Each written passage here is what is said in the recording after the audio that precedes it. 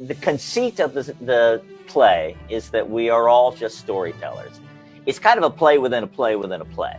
The first play is that Grant and Kevin and Cody, who you see there, and Abby, we are just gathered to put on a play. Once the play begins, then we become Victorian characters from 1865. And then the Victorian characters have a story to tell, and the story they're telling is Scrooge. And then each one of us becomes Bob Cratchit or Fezziwig or the Ghost of Christmas Past or Tiny Tim, whoever the case may be. So it sounds confusing, but it's not really. But all that just to say, that's why we're on stage. That's why the entire cast is on stage, because the idea is that we're all just actors there to tell a story. And when our time comes, we rise from our chair, we go to the center, and we tell our story.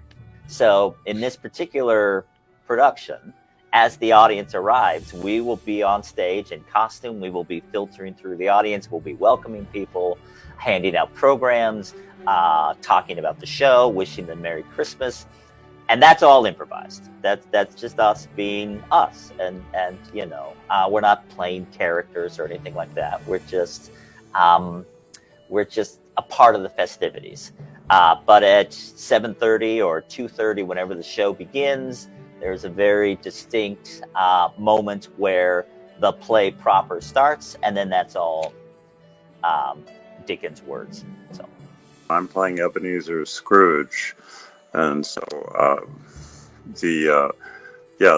get to be the heavy in the show, so to speak. But I also get to be the one who's sort of redeemed at the end. This version of the story really allows you, I think, to climb inside of Scrooge and his backstory a little bit more than perhaps you would have in some of the more traditional treatments of it. But all the familiar elements, all the traditional elements are there.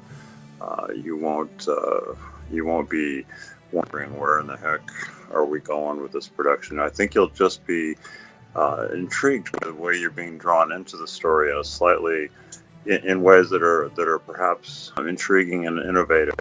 The director, John Kretzu, who is a guest director from Portland, has really put his stamp on this show and made it a show that I think you'll find both visually interesting and rich, and also, I think, substantive and something that'll sort of get you by the heart and hang on to you. And by the time you leave, I think you'll feel like you've had a worthwhile and memorable experience at the theater, and one that is really appropriate and